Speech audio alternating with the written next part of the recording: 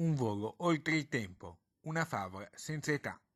Si può riassumere così l'emozione provata a 96 anni dalla veneziana Yvonne Girardello, la prima hostess a volare in Italia negli anni 40. Qualche giorno fa è tornata a spiccare il volo dall'aeroporto Giovanni Nicelli di San Nicolò dell'Isola di Venezia, proprio a bordo del mitico DC-3 Douglas Dakota, il suo aereo di cui era parte dell'equipaggio. Ma com'è nata questa passione per il volo? Mi hanno detto vai e vola e basta.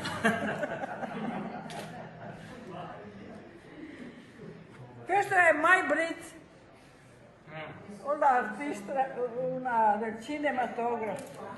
Un'aviazione d'altri tempi? Noi si arrivava a Roma o in qualsiasi parte, si chiudeva l'aereo e si andava sparso. Gli aerei italiani Fiat che erano in volo sulle altre società, il secondo pilota era sempre a trafficare con i motori perché perdevano olio. Yvonne sfoglia il libro e le foto dei ricordi. Questo è il mio aereo.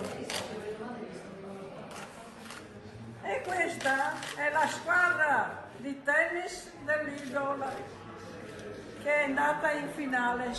Yvonne, che emozione è stata ritornare qui al Nicelli per te? È un'emozione di essere, mi sento più giovane.